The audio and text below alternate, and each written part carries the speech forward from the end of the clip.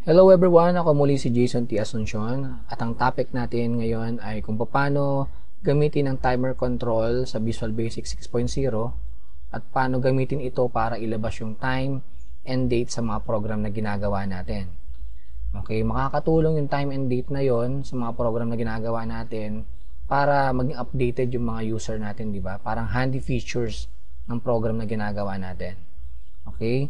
So, gaya ng lagi po natin ginagawa, kapag gumagawa tayo ng mga activity, so lagi po akong gumagawa ng bagong folder. So, papangalanan ko po itong folder na to na activity 4. Kung nakakasunod po kayo, activity 4 na natin to.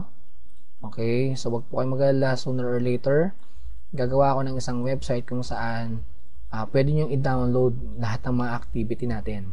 Okay, para mas makatulong sa inyo sa paggawa nyo ng mga program sa Visual Basic. At the same time, masundan nyo ng maayos yung mga activity natin. Okay? To start, bubuksan ko lang po yung Visual Basic natin. At gaya ng dati, standard exe.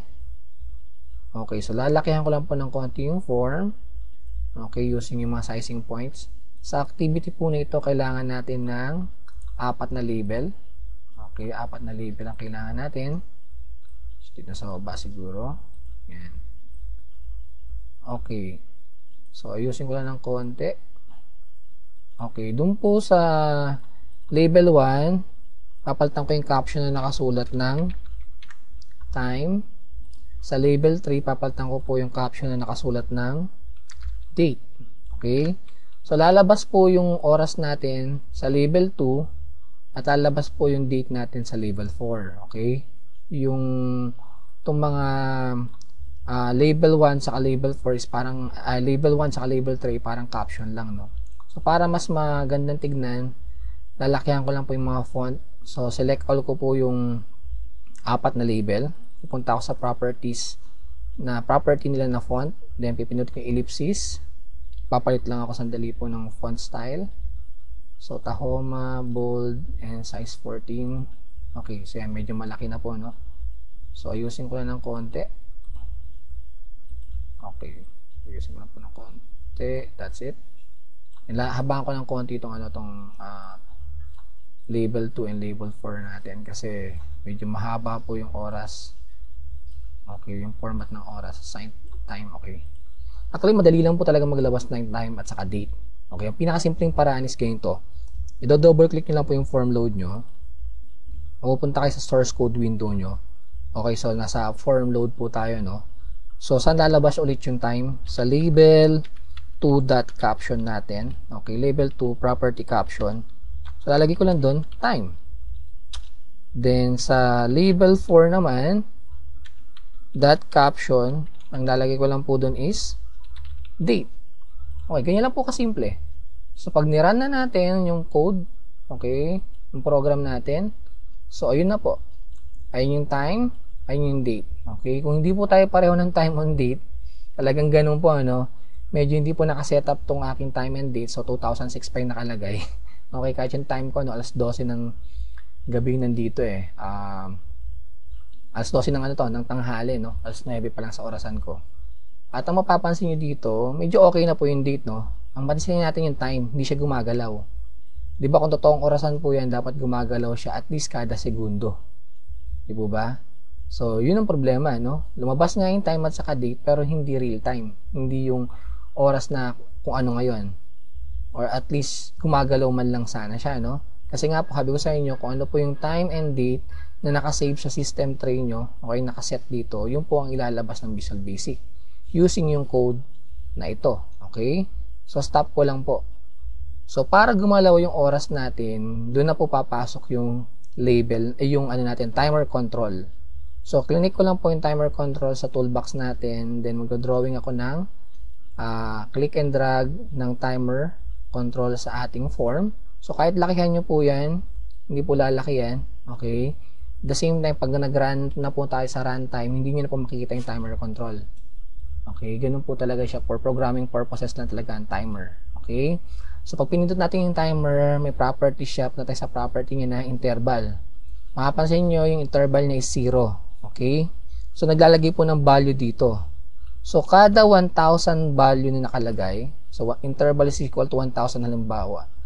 Kada 1,000 na value na nakalagay, 1,000 po is equals to 1 second, isang segundo sa oras natin.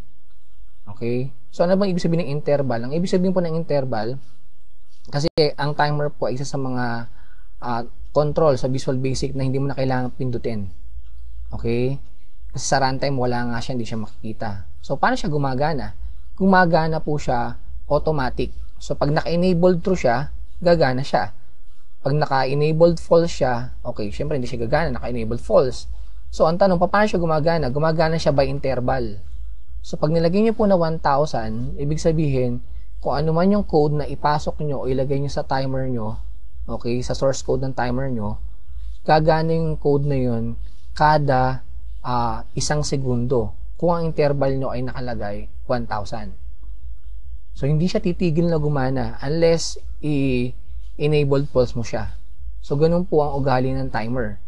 So, di ba ang oras natin gumagana yan kada isang segundo, kaya nilagay nating interval is 1,000. Okay?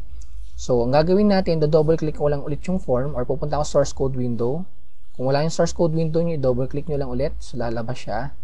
So, yung code na tinype po natin sa form load natin, ika-copy ko lang. Then, cut ko. Tatanggalin po natin siya, no? Then, ilalagay ko siya sa loob ng timer. So, double click ko lang yung timer natin. So, ipipaste ko lang po sa loob ng timer. So, timer 1_timer. Okay? So, tatakbo po yung code na to kada isang segundo. Okay? Base sa ating interval. Sa interval property ng ating timer. Okay? So, pag nirun ko po yung program natin, so, tignan natin. Okay. So, yun. Sa label 2, lumabas yung time. Sa label 4, yung date. Yung date, okay. Napansin nyo rin yung time, gumagalaw na po kada isang segundo. So, real time na siya, no? Hindi na siya katulad kayo na stagnant. Okay? So, ganyan lang po gamitin ng timer control sa Visual Basic 6.0.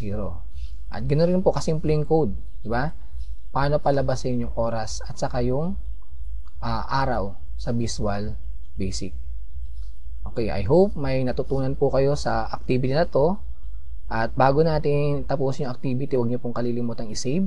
So, File, Save Project As. Hanapin natin yung folder natin. So, Activity 4 yun. Say, magpapasave siya ng form. Then, pagkatapos na magpapasave siya ng project. Okay, so nakasave na po yung activity natin.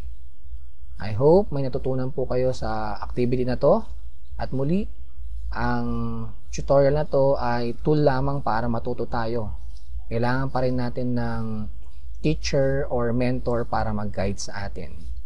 Hanggang sa muli, kita-kita po tayo sa next video. Maraming salamat and God bless.